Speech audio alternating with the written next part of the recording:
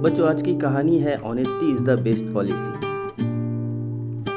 गांव में एक गरीब किसान रामू रहता था। रामू बहुत मेहनती और ईमानदार व्यक्ति था। उसके पास थोड़ी सी जमीन थी जिस पर वह खेती करके अपने परिवार का लालन पोषण करता था। लेकिन उस साल बारिश कम होने के कारण उसकी फसल अच्छी नहीं हुई। रामू को बहुत चिंता हुई, लेकिन उस साल बारिश कम होने के कारण उसकी फसल अच्छी नहीं हुई। वह अपने परिवार का पेट कैसे भरेगा। एक दिन वह जंगल में लकड़ी काटने गया। लकड़ी काटते समय उसकी कुल्हाड़ी नदी में गिर गई। रामू बहुत दुखी हुआ, क्योंकि वह कुल्हाड़ी उसकी रोजी रोटी का साधन थी।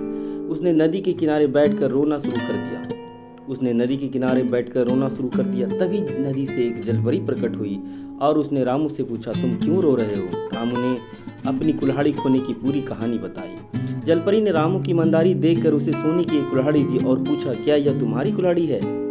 रामू ने ईमानदारी से कहा, नहीं, यह मेरी कुल्हाड़ी नहीं है। फिर जलपरी ने उसे चांदी की कुल्हाड़ी दी और पूछा, क्या यह तुम्हारी कुल्हाड़ी है? रामू ने फिर कहा, नहीं, यह भी मेरी कुल्हाड़ी नहीं है। अंत में जलपरी ने उसे उसकी पुराने लोहे कुल्हाड़ी दी। रामू खुशी से बोला, हाँ, यही कुल्हाड़ी है। रामू की ईमानदारी से खुश होकर जलपरी ने उसे तीनों कुल्हाड़ियाँ उपहार में दे दी। रामू ने खुशी खुशी उन कुल्हाड़ियों को लिया और अपने घर लौट आया। उसकी ईमानदारी का फल उसे मिल गया।